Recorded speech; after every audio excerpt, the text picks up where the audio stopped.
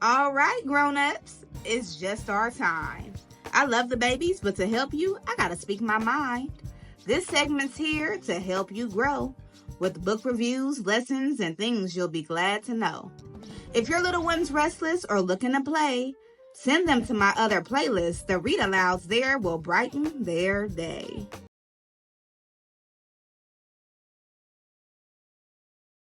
Hello, beautiful people. Welcome back to the Teacher Lady Show. Thank you for joining me for this episode of the Teacher Lady Speaks. I'm Miss Erica, the Teacher Lady, your fairy godparent when it comes to sharing joyful stories and growing young minds. Now, every single week on the Teacher Lady Show, we have a new topic. And this week's topic is all about transracial adoption. It is so important when you adopt any child to make sure that they feel included, to make sure that they know that they are loved and cared for. But there is another layer when it comes to crossing cultures and races. And we're going to be discussing some ways to make sure that that child is ready. And if you're considering a transracial adoption process, well, to figure out if this is really what it is that you should be doing in your life at this moment, okay? I do want to give a disclaimer that I am coming from the lens of a child, okay? I am thinking about this episode from the perspective of it being child-centered and making sure that they get what it is that they need to be okay.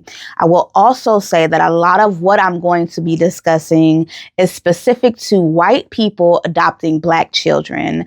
So if that is going to make you uncomfortable, I encourage you to watch the episode, okay? If you starting to shake in your seat and you're like, oh no, and you just feel that discomfort whenever we discuss race, whenever we talk about race, whenever we talk about Black people, whenever I talk about white people and Black people, that is where you're supposed to be. It is time to stretch your mind. It is time to open up your ears and to listen to the perspectives of people who have been adopted by white families, okay? So the goal of this episode is to inform you so that you can do better raising that child, so that you can do better in terms of your adoption process and whether or not this is a process you actually want to move forward with. It will be uncomfortable, but I'm going to hold your hand anyway, and we are going to get through it. Now, every single week on the Teacher Lady Show, we use picture books in order to drive home our message or our topic, okay? So on Monday, we had two read-alouds. We had The Boy Who Tried to Shrink His Name and The Electric Slide and Kai. And I'm sure you're wondering, what do either of these books have to do with adoption? So here's what happens on the Teacher Lady Show.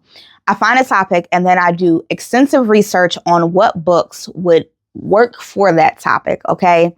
And as I'm reading all of these books about the adoption process, about families adopting a child from a different race, the books are extremely centered on how the parents feel, how happy they are that their home is complete, how much love they have to give, all the things that they bought for the child. And the child very much so feels like they're being exploited in some of these picture books. And I don't want that. And so instead, I opted for two books that do focus on identity, because one of the things that you will hear me say in this episode is that when you're bringing in a child from a different race, it is so important that you keep their culture alive, that you keep who they are alive. So both of these books are heavy on culture. Both of these books are heavy on identity.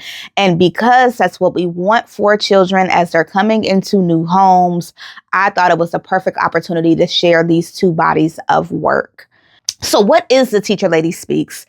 On the Teacher Lady Speaks, I use my experience teaching tiny humans to help enhance your experience raising them. So on this episode, I will be sharing resources about transracial adoption. I will be sharing my experience in working with children who have been adopted.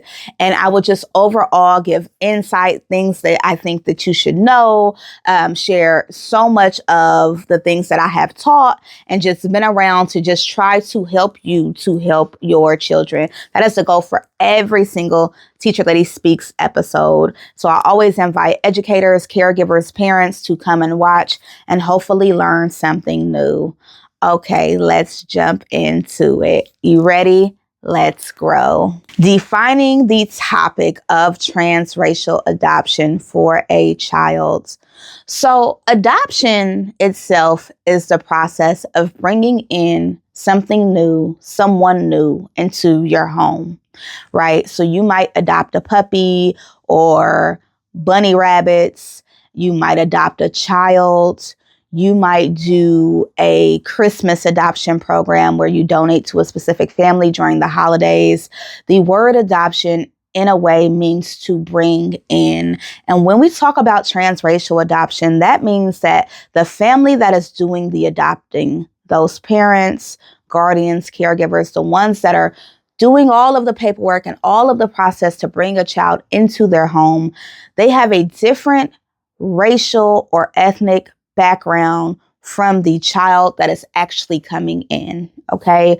So if you were to imagine just a basic example of a white family adopting a Black child, that would be transracial adoption. So I think adoption in and of itself is difficult. It is difficult to bring in a new child into your home, especially one you're meeting them for the first time and now they're living with you forever and it's supposed to be their forever home, but you really don't know each other quite yet. That already is difficult.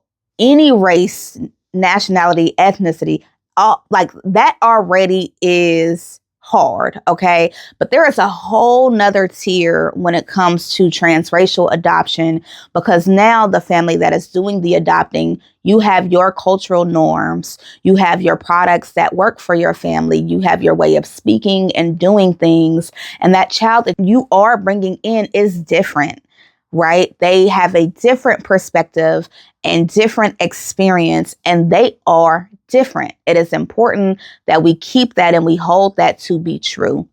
That's why we don't do the whole, I don't see color, because you do see color and you can see that they are different. And so it is now another tier because you're bringing somebody who has a different background into your home. And that's what I would explain when it comes to children. If they're asking about transracial adoption, it means that I love you, but that we're different. We have a different genetic makeup. We have a different background. And I want to make sure that you understand who you are as you get to know who I am. And that is the core of transracial adoption.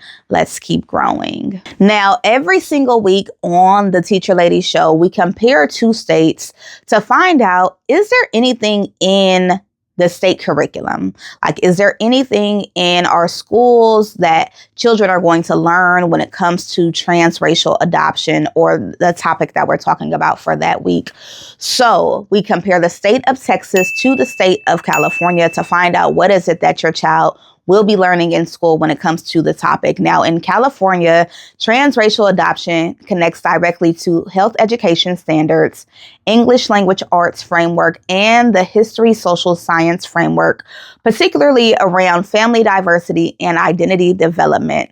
So beginning in kindergarten, students learn that families are formed in many ways and that differences in appearance, culture, and background are normal and worthy of respect.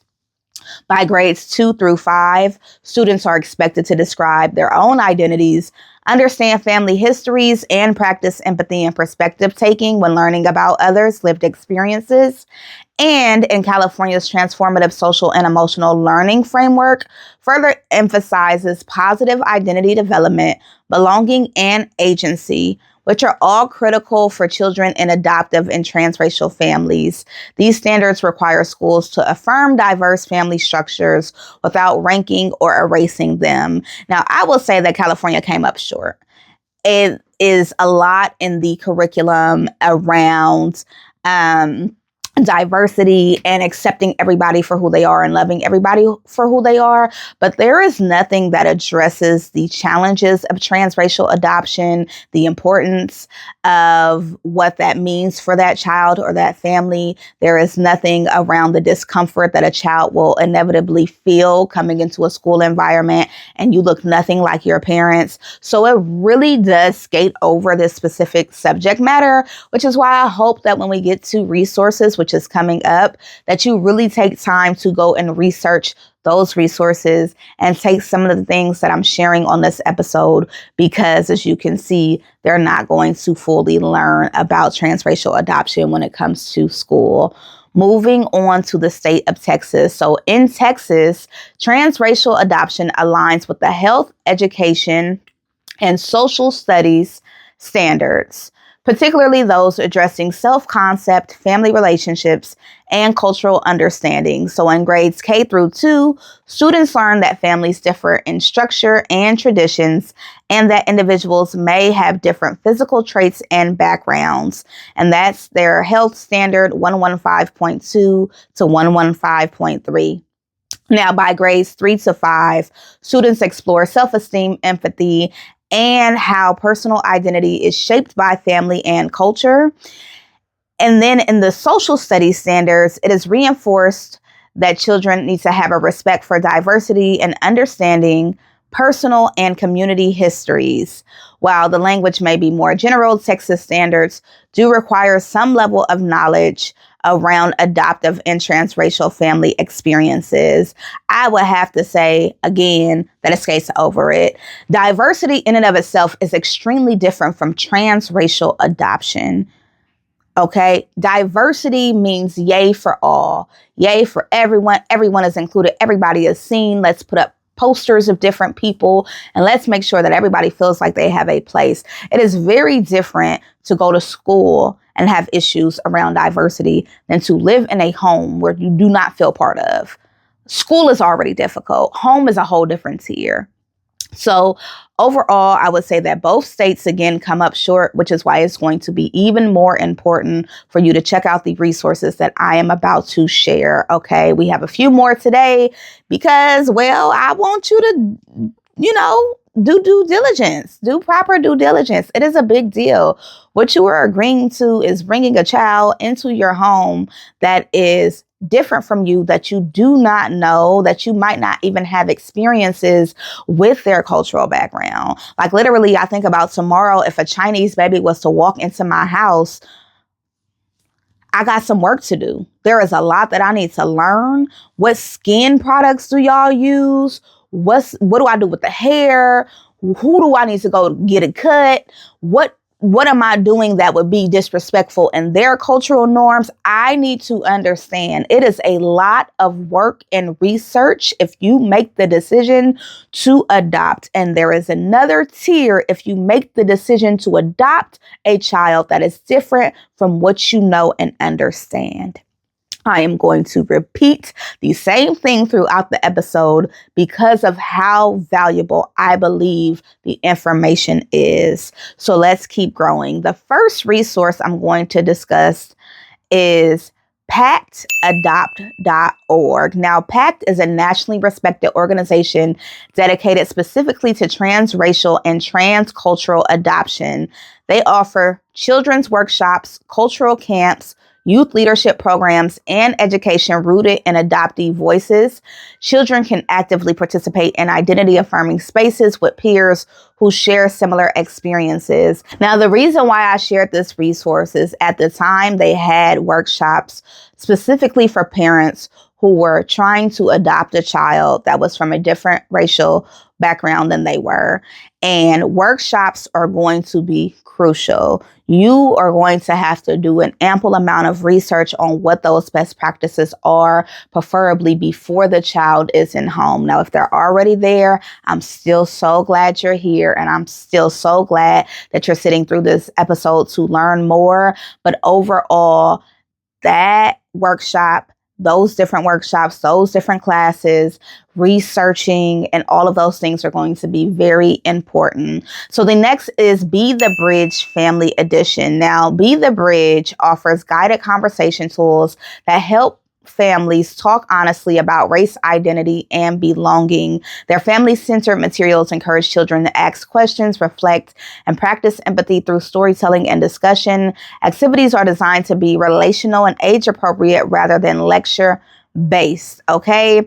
Be the Bridge is going to add some value because children need to understand their own identity. If they are in a transracial adoption situation, their identity is different from their parents' identity. They're not the same.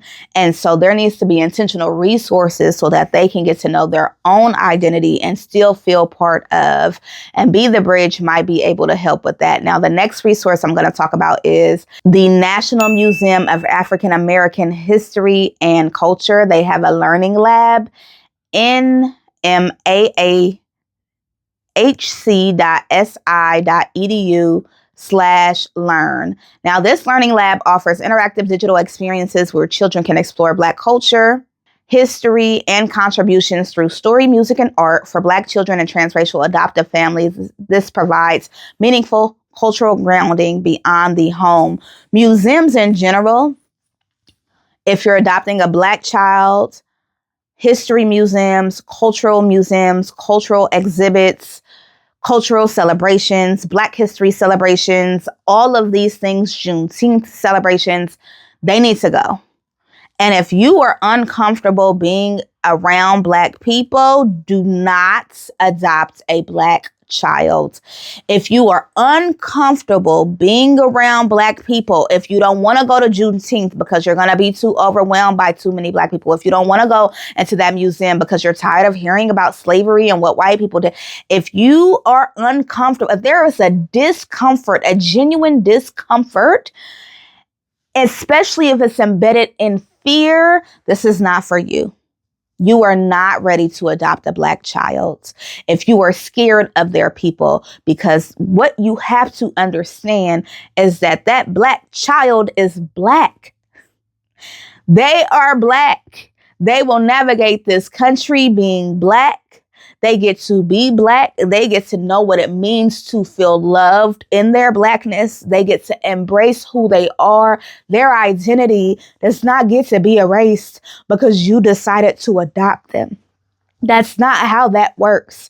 And I have seen personally, being in education for 14 years plus at this time, I've seen white families adopt Black children, and then white families are super uncomfortable when it comes to Black educators, when it comes to Black events, when it comes to Black cultural norms, when it comes to Black celebrations, when it comes to being Black in public. There is a discomfort there. There is an uneasiness there. And you have and are raising a Black child. How?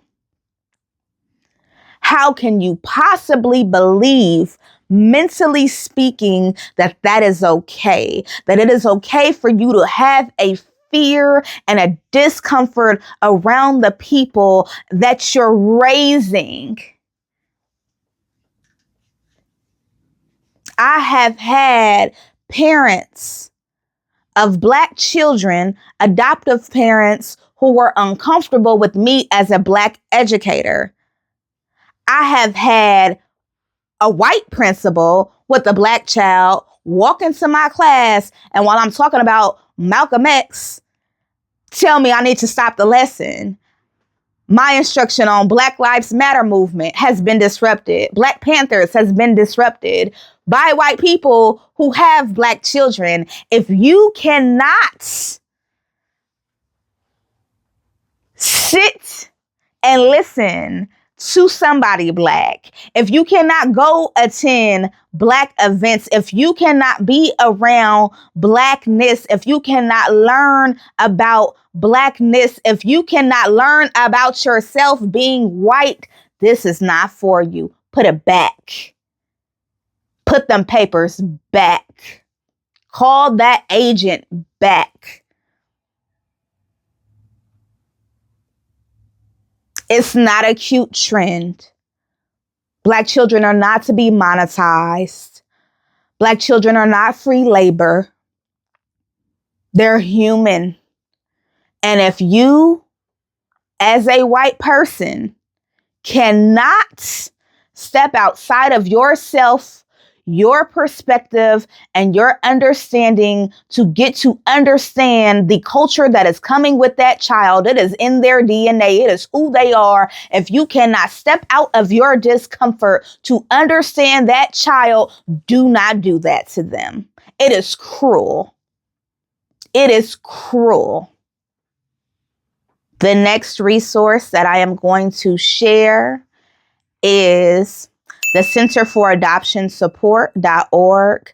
Now, they're going to offer child-centered groups and play-based therapy resources, family workshops designed specifically for adopted children. And this is because, mentally speaking, it is very difficult to step into a new home, a home that you're unfamiliar with people who you are unfamiliar with their different backgrounds and your different backgrounds. It is a lot. And that child deserves to have some support. So check that one out to see if there is therapy or other services that will work well with your child. Now, I will say, and there is just a lot of best practices throughout this whole episode instead of how I typically do it in sections. But I will say that when you're going to go get that child resources and support, they need to look like them. They need to look like them. Having to go to their white therapist to talk about the challenges of having white parents is unfair. It is unfair. It is what it is. It's unfair. Find them a Black therapist if that's a Black child. If that's an Indian child, find them an Indian therapist. If it ain't no Indian therapist available, find that local center that does all the Indian activities. Find that local restaurant. You're going to have to you're going to have to do it on purpose. It's not going to passively happen.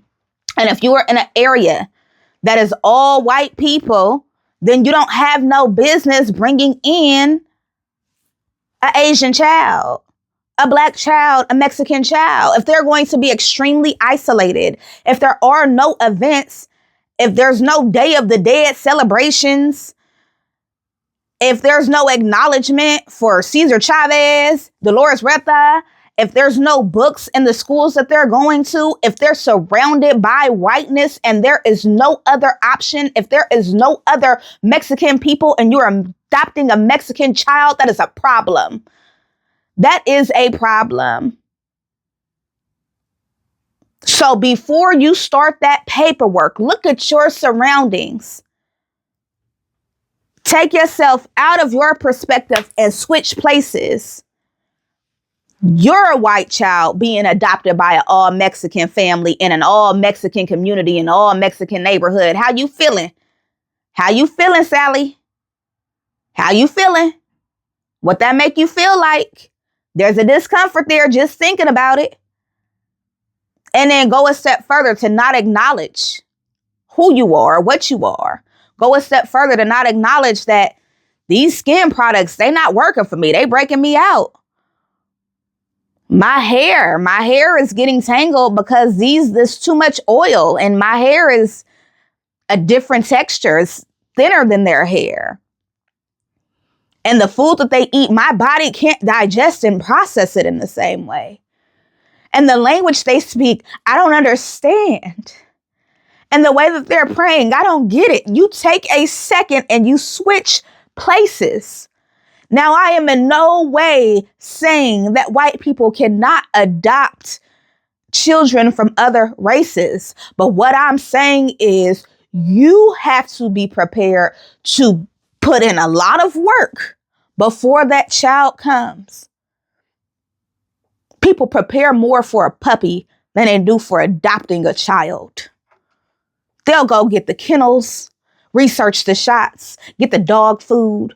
They do more for dogs than they do for children. And that's not okay with me. So what I am saying is if you are going through this process, you need to make sure that you are in a situation to be able to do so. Because how would you feel? And as you're raising that child, that's what you need to do. You need to switch places. You need to think about their experience from their point of view, from their lens, even if they're not speaking about it because they're that uncomfortable or unsure or nervous or exhausted or tired or traumatized or scared or afraid. Even if they're not opening their mouth, you think about it. You have the ability, hopefully, to empathize. Hopefully to center the child and their experience and to decenter yourself. It's a lot. It is a commitment. And that commitment should not be taken lightly. And so if they're about to come into a whole community that's only y'all, whole church that's only y'all, a whole school that's only y'all, can't go to the supermarket and even get rung up by nobody that look like me. If their entire experience is now going to be based in whiteness, aside from just you being the parents, that's not it. That's not it. Now, the next resource that you can check out is called Embrace Race. And Embrace Race has transracial adoption resources. And this is embracerace.org. Now, Embrace Race provides curated resources and essays on transracial adoption that center adoptee voices and experiences. And this is going to include reflection on race, culture, identity, and family life. Okay, so definitely check that one out. The next resource I'm going to share is transracialjourneys.org. Transracial Journeys is a dedicated organization offering spaces where transracially adopted people and families are fully seen and supported. It fosters community connection and culturally grounded support for parents and adoptees. They also co-host monthly Zoom support groups for transracial adoptive parents to share their experiences and to get tools. Hopefully, it is centered around the child. Any resource that I share, you're going to go through it and you're going to say, is it child-centered? Because sometimes I've done this 7 months ago and the article that I was referencing is no longer available. So if you get on a Zoom call and that Zoom call is all about how awful your child is, your transracial adoption process, and this child is like this and they're like that and they're so blah, blah, blah, blah, that is not the group that I want you on. The group that I want you on is, hey, we made this decision. So what are we doing to make sure that that child feels safe and comfortable? What have you tried that has been effective in making them feel welcome in your community? Those are the conversations I want you having. Let's keep growing. The next resource I'm going to share comes out of Minnesota, and that is Minnesota Adoption and Foster Care Multicultural Resources. Now, while this is centered in Minnesota, this resource does include transracial adoption books, blogs, and practical how-to guides like White Parents, Black Children Experiencing Transracial Adoption. I especially like the resources that are available from the perspective of the Black person that has now grown up to be an adult that was adopted by white people. And they have some of those articles and insights on there. The next resource I'm going to share is American Adoptions, Interracial and Transracial Adoption Support. Now, I will say in going through this website, there was a little bit too much for me on the feelings around the parents and not enough that was child-centered. However, the reason why I included it anyway is because they are constantly changing. So they're definitely always archiving things and bringing up new things. And I feel like whenever it comes to any topic that's important to you, you need kind of a list, right, of resources and things that you can check out, especially in times of difficulty. And so there is some that's child-centered. It's heavier on parents, but because those resources are always changing on the website, it does not hurt to check it out. And then the next resource I am going to share is Transracial Resources curated by NACAC, We Are Families Rising. So this is wearefamiliesrising.org/resource/transracial-resources. So this set of resources includes parenting guides, educational tools, anti-racist materials. That's an important one, because a lot of white people don't know that they're racist. And now you have a Black child or you have a brown child, or you have a child that is different from you, and it starts to spill out. So you need to do some work, some anti-bias work, some racial recognition work, so that you can better support the child you are bringing into your home. And the last resource is a teacher lady favorite. Wards of the State is hosted by a foster care advocate by the name of Carlos Dillard.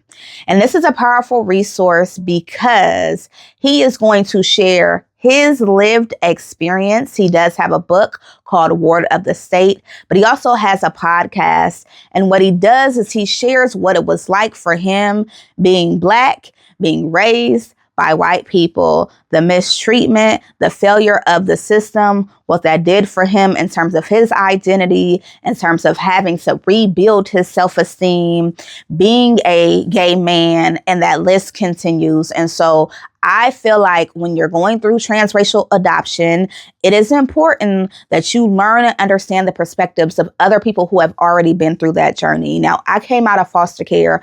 I was never adopted, but I have my experiences with white mentors and white people trying to help. And listening to Carlos, there are some things there that I definitely can personally say that I understand, and I see and I feel are valid. And so check out that podcast, purchase his book, go watch his TikTok pages, and just better understand some things that you can do if you do decide to go through the adoption process, as well as understand what adoption reform could look like, because that's valuable as well.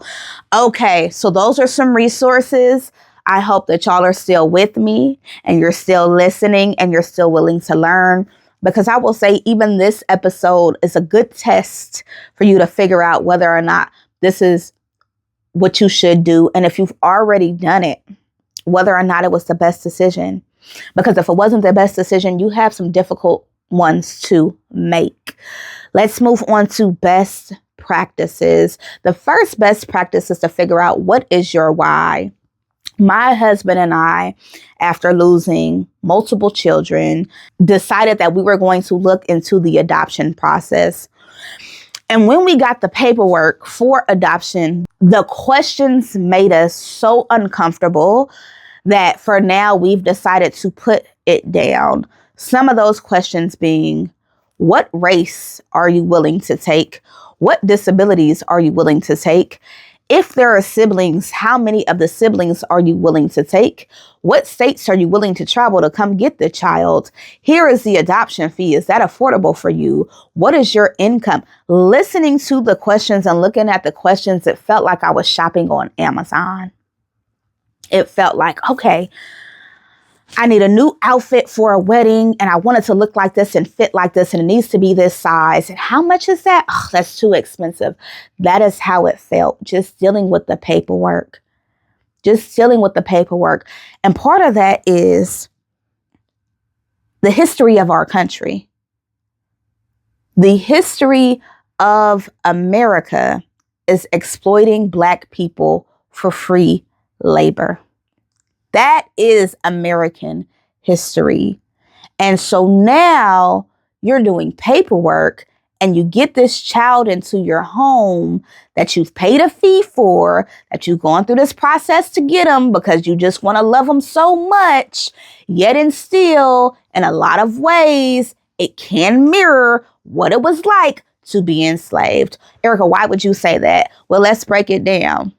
There has been recently this increase in transracial adoptions. And there have been research articles that have come out around the monetizing. Monetizing means getting paid for showing and sharing the tips and tricks of raising a Black child. What does that sound like? What does it sound like for a white family to get a Black child and almost instantly start to make money off of that Black child? Because to me, it sounds like American history. To me, there's a mirror there. And so as I'm going through this process as a Black woman, I'm uncomfortable. as I'm going through this process, I'm thinking about the parents of the child that we adopt, the biological parents. Were they going through a temporary hardship? Are they going through a drug abuse issue where they need mental health services or recovery services? How many times am I going to look at that child and wonder if there was any way for their biological parents to be able to keep them, if they got the help and the support and the resources that they needed? Foster parents get more help than biological parents. That is a fact. That is a fact. Foster parents get more help and support bringing children. And this is based on personal experience. My husband being a social worker. This is based on me dealing with the Department of Safety, Child Protective Services. That is a fact. When you are a foster parent bringing a child into your home, there are numbers for you to call, places for you to go, food pantries, the list continues. When it is your biological child, you should have had it together. And so as I'm looking at this paperwork, I and Kenny, my husband, we're like, oh, well, what do we know about that child's parents? We just get a blank folder. What happens when they start asking questions? Is there a way to see if we could support the parents and maybe show up as like community for those parents? Them questions get to ringing. Why? Because the adoption process, as we started it, we were looking at the perspective of the child. How is that child going to feel? What happens when they start asking questions? Furthermore, it takes a lot to write on the paper, I want a Chinese baby. And I want them to be in China. And I don't want them to have no developmental issues. If they're autistic, put them back. And if they have siblings, that's just too bad. And they need to be under 2 years old. And I want a girl. $7,000, no problem. $20,000, no problem. That is the process of adoption in America. That's what you do. It's what you go through. It is what it is. And if you want to know what I think the alternative is, for one, I think that you should go watch Carlos Dillard and all his podcasts. But for two, I think we need a lot more resources for parents. I think we need a lot more resources for biological parents. I think we need a lot more resources for first-time parents, for parents who are struggling with drug addiction, for parents that are impoverished, for parents that are struggling with mental health. I think we need a lot more resources. I think that if we put half as much energy into supporting the person that gave birth to the child as we did the adoptive or the foster, we would not have such a huge issue on our hands. That's what I think. But this is America, and that's not how it works. That's not how our country works. When I went into foster care, I was older. I was 15 years old. And at that age, nobody wants to adopt a 15-year-old. Like, that's just, you would be lucky to get a foster parent. Ain't nobody adopting you. People want babies. So what happens when you're 15 and you're going into the foster care system at that time is that you get shuffled. You get shuffled like a deck of cards. You get tossed all around the place because really there's nowhere for you to go. So I ended up going into my first temporary group home, Huckleberry House. Yes, I'm naming y'all. Yes, I hope you're doing better today. And I end up going into my first temporary home, and they don't have clothes for me. They don't have clothes that fit me. I've always been chubby, probably gonna die chubby. They didn't have clothes that fit me.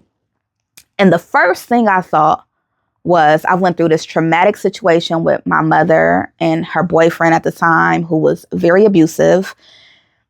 I have a younger sister, and I'm concerned about her safety. All of my stuff is back at my home. I am cold. I am scared. I'm confused. I have no money. I don't know what's going to happen next. I just sat in the police station for hours, not because of anything criminal. I have never been arrested in my life, but because the first goal at that age is to try to get you to go to a family member Wouldn't none of my family members come and get me? So instead, I got put in this temporary Huckleberry group home, and y'all don't have no clothes for me. You take my phone, because that's your policy, and y'all don't have nothing for me to wear. And then you put me in a room with all these other strangers. Coincidentally, one of them ended up being my cousin. And then the next day, I'm expected to go to school like whoop-de-doo, nothing even happened. And because the funding for Huckleberry House is temporary, meaning there are only so many days you can stay there before you have to leave, there was no other group homes available at the time, or at least that's what I was told. And so they wanted to put me in General Hospital, which is now Zuckerberg Hospital in San Francisco. And they wanted to put me in a division of the hospital that I didn't belong because it had beds. And I was like, I don't need to be hospitalized. I don't have anything mentally wrong with me. Physically, I'm fine, even though I had a situation that took place. And my social worker explained very clearly at the time, Black man named John, hey, very clearly that this was it. This is what we got. And it is what it is. Now, at this point, I'm in high school and I'm like, absolutely, I'm not going to no hospital. That's crazy. That don't even make sense. Y'all be the mess up, gave me somebody else's medication. I don't belong here. At least I had enough sense at that point to know. I'm in high school and I'm talking to Nora. And Nora was the secretary at Leadership High School at the time. And I tell Nora that they're about to put me in a hospital, not because anything is wrong with me, but because they claim there's no more beds available and I'm past my stay at Huckleberry House. And Nora tells me she has like a niece or a cousin, somebody who was in foster care, and there is a transitional home on Cayuga and it's blue. It's the only information I had. Cayuga is a long street. It runs, she said, it's closer to the Daly City part, and that was all the information I had. And I knew I was looking for something that was blue. That was it. And I left school early and did. And I got on the bus and I took the 14 mission as far as you can go up to Daly City. And I got off the bus and I walked down and started knocking, looking for a blue building, a blue house, something blue on Cayuga, and I found it. I found it. Georgia opens up the blinds and says, who are you? And I said, my name is Erica, and I'm looking for a group home, a transitional home, something around that. I don't have nowhere to go. She opens the door. She tells me there's a bed available. Here's what angered me. They call my social worker. Remember John? Black John? Call my social worker. And they say, hey, we have Erica. We want to enroll her in our transitional home. We have space available. They call him. I get on the phone with him. This man says, oh, yeah, I know Cayuga. So if you knew Cayuga, why would you not exhaust every resource to make sure that I had somewhere safe to stay? If you were familiar with this house, if you were familiar with this being an option, why would you not exhaust every resource to make sure that I was safe, that I was okay, that I was going to have a place that was suitable? Why? And it is because you are burnt out. You are done. You are done. When it comes to social workers, when it comes to teachers, some of us start in this very loving and well-meaning way, and then we're really quickly realize that we are overworked and underpaid, and I can't keep up with my caseload, and they just fall by the wayside. And being that I was older, I was given less time, less support, less resources. Now, I can give you my whole life story. I'm going to get back on track. But that is a snapshot of my experience leaving a home that was not suitable for me Because my mother, I don't believe, got the support and the resources she needed to be able to properly care for her children. And then being put into this group home by way of walking around all day, by way of being scared, not having no clothes, and that list continues. Now, if you were adopting a child and you didn't have an age requirement and I came into your house, I'm coming into your house with all that baggage. I'm coming into your house being sexually abused. I'm coming into your house being homeless. I'm coming into your house being hit on and beat on by a grown man. I'm coming into your house larger bodied with no clothes. I'm coming into your house angry and hurt. I'm coming into your house with a list of issues. And then you're white and I'm black. So when I say you are going to have to imagine the perspective, you are going to have to switch shoes. This is what I mean. Even if that baby is a baby, what drugs were they born on?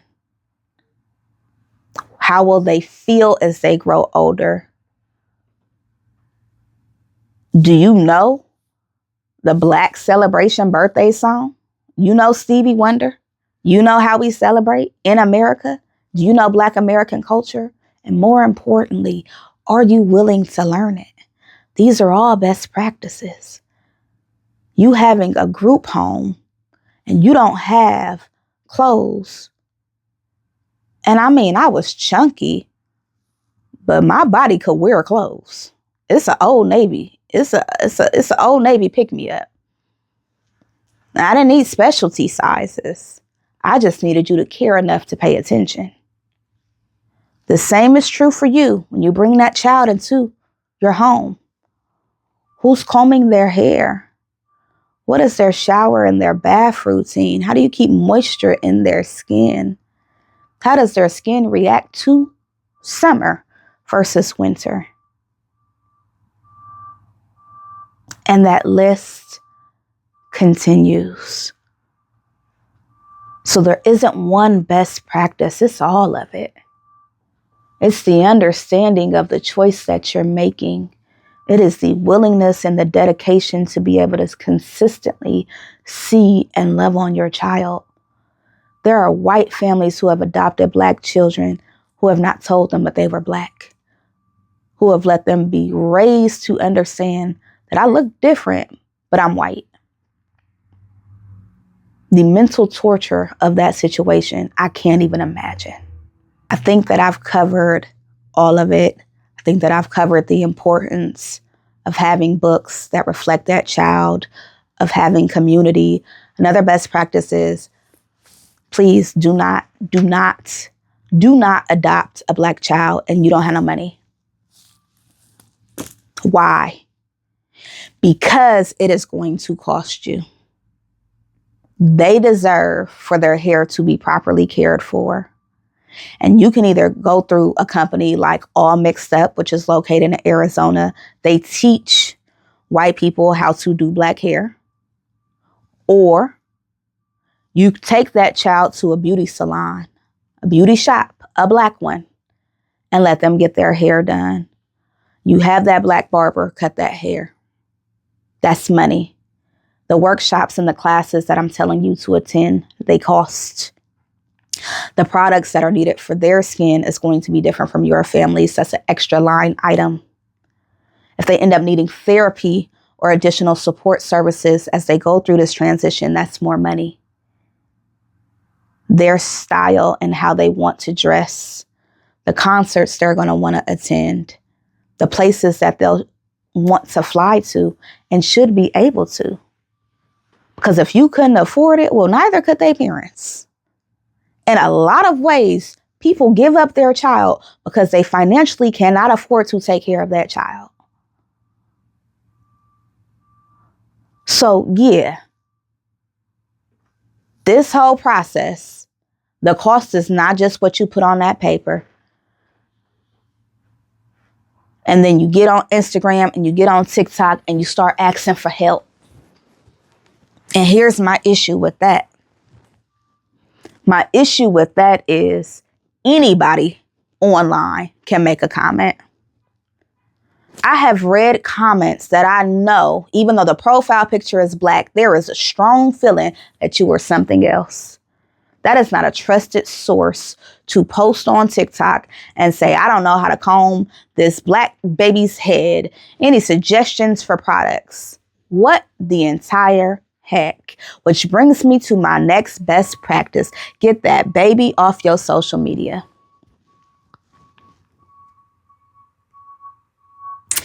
Get them off your page. They can be on your page where they are at an age where they understand what this means. When they understand what they're agreeing to. Because I can't imagine having my childhood, going through my process of being in group homes, and then it's on Instagram. It's on TikTok. The entire world knows, without me sharing my story, by somebody else sharing my story, the entire world, because that's what happens when you push post. Everybody sees it. The entire world knows that I didn't have nowhere to go, that my mama didn't want me. The entire world knows that her boyfriend beat me. The entire world knows that my social worker didn't care enough to find a suitable placement. The entire world, everybody knows. Dang. I think about some of these, mom of 8 living in a project videos, and it's like, I do not want my life on display in that way.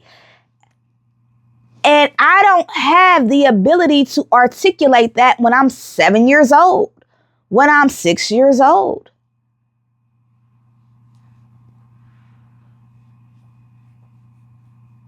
The choices that you make as parents,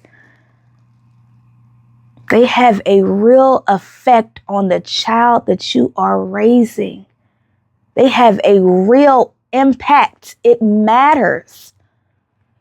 We got to stop raising children that are then going to have to go through a lifetime of therapy, a lifetime of mental health support, a lifetime of medications, a lifetime of suicidal thoughts and depression. We got to stop raising children that have such a traumatic beginning that now as an adult, you're stuck and you're scared and you're freaked out and you don't know what to do. That started somewhere.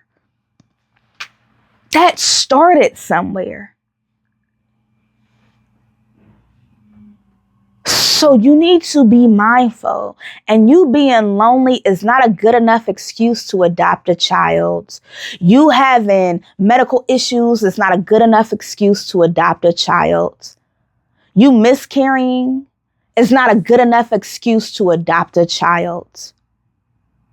And you say, well, what about the children who need adoptive parents? Beautiful.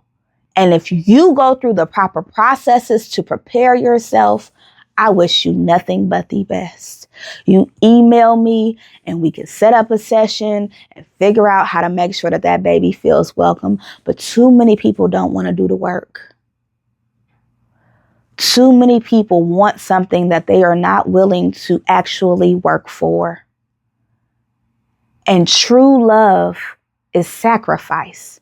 You claim to love that child, love them enough to get to know them. Love them enough to understand them. Love them enough to help them. Love them enough to get them around their people. Sure, you're their people too, their people, and you know what I'm referencing. Love them enough to encourage them to see themselves.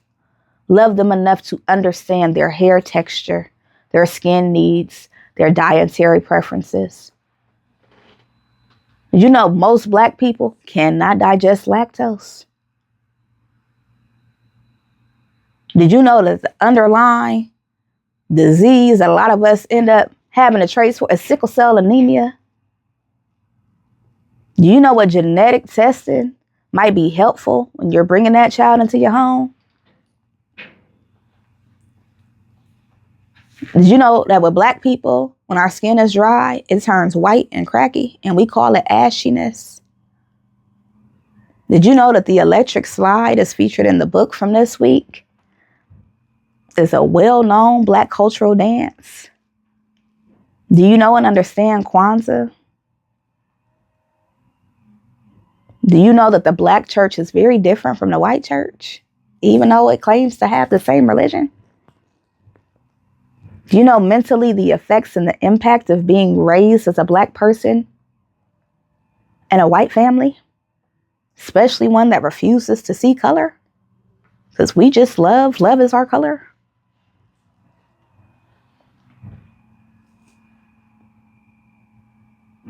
You need to build community, not on social media.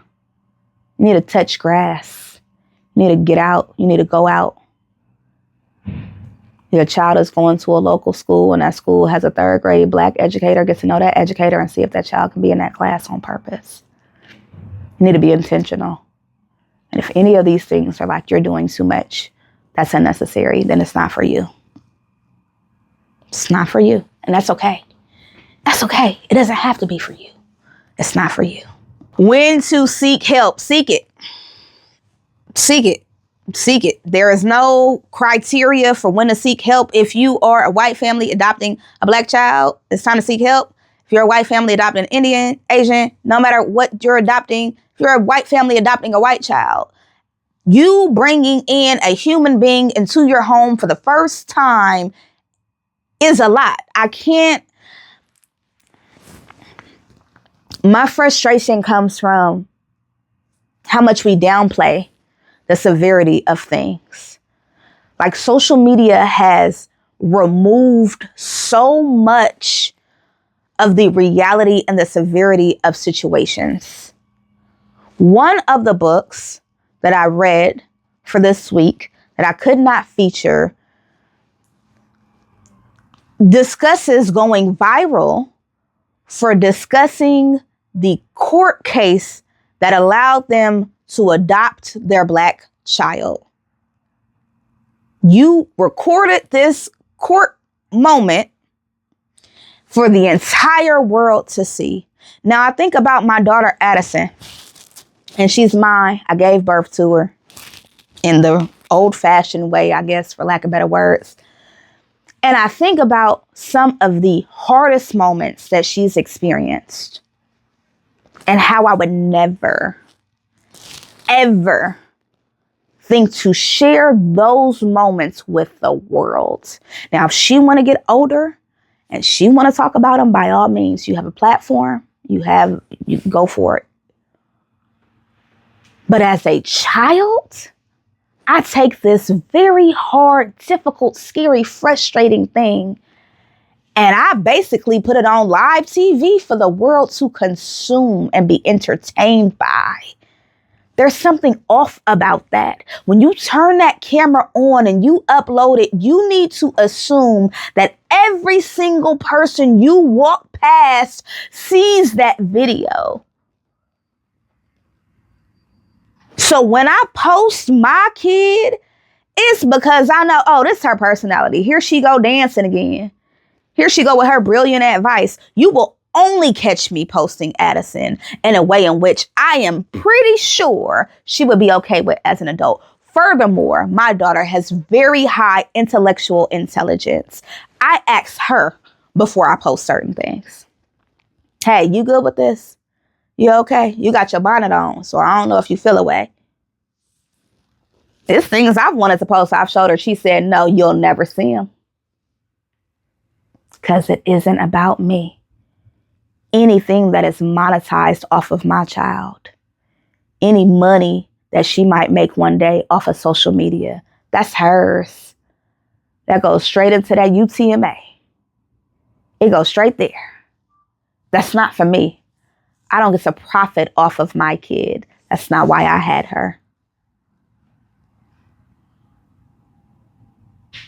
So think about it, and think about it from the perspective of the child. Common questions. How do we respond to intrusive questions from others? That is completely up to you, as long as it is respectful around the child. As you go out, you will be stared at, and people might ask. They might say, is this your child? And if that's where y'all are at in a relationship, yeah.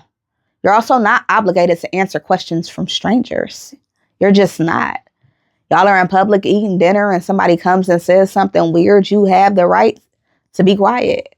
You have the right to tell them that they're making you uncomfortable because, again, your child is there. So this is centered around your child. So if people are being nasty, if they're asking ridiculous questions, if you're not in the mood to be a professor because somebody else wants to be invasive, you do not have to be. Let's move on to the next question. What if my child wants to connect with their birth culture more than our family culture? Beautiful. Great for them. I've already explained in this episode that you're going to have to include that. Their family culture, your family culture, that is great, but it will never remove their identity. And children want to know who they are. Adults want to know who they are. Some of us are on this lifelong journey to figuring out who we are. And a huge part of that is race. One of the most painful things for me personally about being a descendant of enslaved people is the fact that I have no idea what my original was. Like, we're Black American and we've made a culture here as a result of the diaspora. But what was there before? How do we eat? How do we pray? How do we dance? How do we celebrate? That question lives in my head rent-free and probably always will. Always will. And sure, I can go get 1,000,000 23andMe DNA tests. But again, I have no connection outside of what this paper says because it was taken from me. America is transracial adoption. So if your child is looking to understand who they are, then you go on the journey to help them to figure it out. This one says, lately my feelings have been really hurt by my child not wanting to join in on family time. If you made it through this episode, you were able to know how I will respond to that. Your feelings get to be hurt. I am not erasing the fact that you are a human being. But if you have adopted a child, that is now part of the process. You cannot force them to love you in a way in which you want to be loved. And that's for any child. Oh my goodness. I had an entire plan for my kid. I was like, oh, we're going to do this and we're going to do that. And she's going to love this and everything pink and hair bows. Baby, I could not keep a bow on my daughter's head. Could not keep it. I'd clip it there. Before I could get my camera out to take a picture, she was throwing it. It was not her thing. That baby loves slime and goo and sticky and dirty stuff. That's not my thing. There is something really special about loving the person in front of you instead of who you want them to be. Well, I thought they would love me like this, and I thought it would feel like this, and I went through so much work. I spent so much money. You made the decision to bring that child into your house. You did that. So if they didn't come in ready to bake cookies and smile for the camera, they're human. They're not puppets. They're not meant to perform. My daughter the other day put on her outfit. That girl wore a black and gold shirt, a black tutu, and some black pants. Looking like something from an emo concert. That's her style. And she asked me, she said, "You think I look cute? You like my outfit?" And I said, "I like that you like your outfit," because I'm not going to lie to her. But I do. I like that you like your outfit. There was nothing wrong with the outfit. That is who she is. So your feelings will continue to be hurt if you don't start looking at the child for who they are. What are their interests? Who are they? What are their struggles? What are their fears? How do they express affection? How do they show affection? Because that's even different. When I got married, my husband want to share every blanket. I want to roll like this. Roll, roll, roll, roll. I want to roll. And then I want to be tucked in like this. And he wanted to snuggle, and we all share one big blanket. And then we had to come to a compromise. And now today, 10 years later, we do both. We just be sleepy and ready to go to bed. But understanding how the other person, how does it make him feel? How does it make me feel? What is the happy medium? Can we be snuggled up and watch a movie, and then when it's time to go to bed, let me roll, roll, roll? Does that work? But I would not be able to support anybody in my life the way in which I support them if I didn't study them, if I didn't watch them, if I didn't take note, if I didn't understand them. I am a very good friend and wife and mother and educator. And whatever this is, YouTuber. Because I study. I study the audience of the people who I want to consume my content. What are their pain points? What is it that I would need to know if I was in their situation? I study my husband. How do I know when his knee is hurting? When he needs an ice pack after just having surgery? When he's exhausted? Or when he just needs to work a little bit harder? I study my kid. What is she struggling with? How does it feel for her to go to a school with a bunch of white people? How do I make sure that she knows who she is and feels confident in who she is when she's surrounded by people who don't look like her because they have the best resources and materials for her quirky, all over the place personality? As I give advice, please believe I'm taking it. There is nothing you will catch me tell you to do that I have not done, reflected on, understand, or experienced myself. If I don't know about it, I don't talk about it.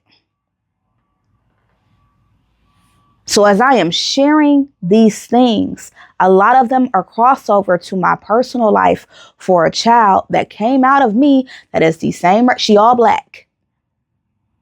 And yet and still, I have to get to know that child. Yet and still, I have to support that child. Yet and still, I have to boost up her self-esteem. Yet and still, I have to find hairstyles that she likes while maintaining the care for her hair. I got that baby locks when she was basically 4 years old. I put locks in her hair. The reason I put locks in her hair, everybody is like, "Oh, it's because you're so pro-black." I am pro-black. I love black people. That's not why I locked her hair. I locked her hair because right away I understood that my daughter was extremely tender-headed. Tender-headed meaning her scalp is very sensitive. And when I would comb her, I would brush her hair. Oh my gosh, she would scream so loud. You would think I was hurting her. And I guess on some level I was hurting her, but not to that degree. So I decided I'm going to lock your hair. And I'm going to lock your hair because if I lock your hair every 6 weeks, we do a retwist. I ain't got to worry about it. So I locked it. And after years of beautiful growth, they were so beautiful. They were the perfect size. We did butterflies and barrettes and knockers. Oh, they were so cute. She tells me she wants curls. And I'm like, well, baby girl, you can't have curls because you got locks. And the only way to get curls is to cut them off. And that girl said, well, let's cut them. Now, I ain't never seen no 7-year-old do no big chop. I said, huh? She said, let's cut them. And I said, what if people make fun of you? And she was like, people are always going to have something to say. I'll be fine. And I talked to her daddy and I was like, do we let her cut her locks? It's like, well, it's her hair. I mean, like, does she understand that if you don't like it, it just is what it is? Like, we're not doing wigs. Like, you just finna be out here bald till it grow back. She understood. And that baby took her daddy's clippers to the head at 7 and loved it. Thought she was the cutest thing ever. Thought she was so beautiful. Been asking me to cut it again ever since. Now, as a 7-year-old, but I absolutely not. First of all, I ain't had no daddy who had no clippers. I ain't had no daddy. Second of all, I would not have the confidence or the brazenness, the boldness I just would not. But that's the beauty of letting your child form their own identity, of supporting the identity you see coming out. They get to be confident in who they are. They get to make bold choices and know it's going to be supported by their parents. So again, I say all this to tell you that there is just more tears because you're white adopting a Black child. But as long as you're parenting, there are some practices that should be set in place. Let's keep growing. Wow. I know that this has been an episode of a lot of emotions. There have been a great deal of emotions from me as the presenter, as the educator, as the person who wants you to win. I really want you to understand that the point of this episode is that inevitably white people are going to adopt children. Inevitably. That's what's going to happen. And so because that is inevitable, I want the children that are going into those homes to be loved and cared for. I want them to be seen and supported. I want them to know who they are, even with having white parents. So I created this episode and this week's content as a resource to be able to help you, to help them. Okay? I thank you for learning with me, for growing with me. I do want to let you know that I am an author and an illustrator with multiple books. Check those out. Add them to your collection. Those books encouraged a program called the Empathy Library. And the Empathy Library is a pay-it-forward initiative. You donate what you can. We purchase books and we get them to children in need on purpose. So those books reflect the identity of that child. So check out the Empathy Library. Check out my books. If you're interested in bringing me into your school or your classroom or something else, check out my services. Let me know in the comments if there was any questions you have, and I will try to address them and get to them. You can do this. I believe in you. I need you to believe in yourself, and I need you to believe in that child.